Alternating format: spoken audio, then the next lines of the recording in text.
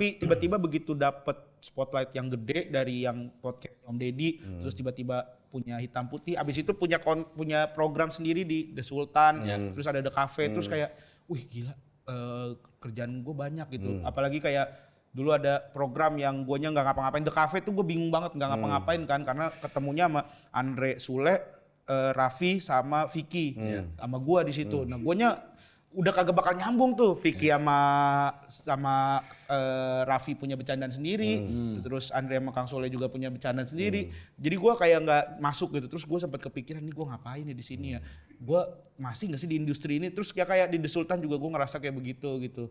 Jadi kadang suka jadi pikiran aja, jadi overthinking, jadi kayak pulang tuh nggak pernah.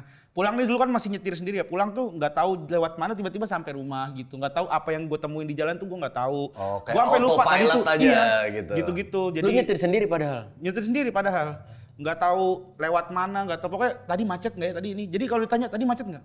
Wah nggak tahu gitu karena emang udah pulang terus udah. Jadi kayak robot deh. Iya, terus sempat kayak begitulah. Itu adalah momen-momen. Terus Indah yang jadi penyelamat lu atau lu lari ke profesional untuk menyalurkan emosi? Iya, akhirnya mencoba berdamai sedikit demi sedikit sih Pak dengan apa yang terjadi gitu. Kayaknya gue ngerasa, gue tuh dulu tuh masih suka ngerasa gini nih, gue stand up komedian, terus gue masuk ke industri ini, kayaknya gue harus nahan deh jokes-jokes yang receh gitu, masih ada kayak gitu-gitu deh. Kayaknya gue ada idealismenya sendiri gitu. Sampai akhirnya ya udah, gue berdamai aja, udah gue ngapain aja, mau bercandaan apa yang biasa gue mainin, apa yang biasa ini gue keluarin aja, mau orang nggak ngerti, ntar pelan-pelan akhirnya mengerti. Sampai akhirnya ya sekarang udah bisa kayak begitu, jadi udah ngerasa tenang lah gitu. Pernah memperhitungkan nggak atau pernah punya ini nggak gambaran suatu saat nih pacar gue si Don Juan ini suatu saat karirnya akan cemerlang? Pernah.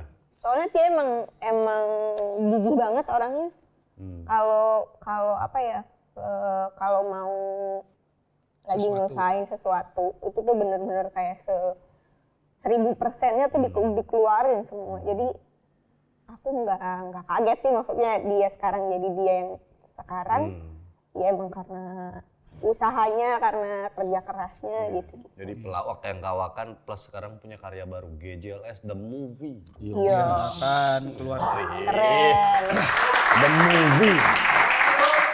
Kayak ini nih, kalau waktu gue hubungin dia, Pak Rigen, ya Pak, jadi bintang tamu dong di ngobrol di WA, gue sama Andika gitu. Oh gitu, iya. Matematikanya gimana? Ah udah Pak, gampang, aman, kata dia gitu. Paling kita barter. Oke, ayo barter apa?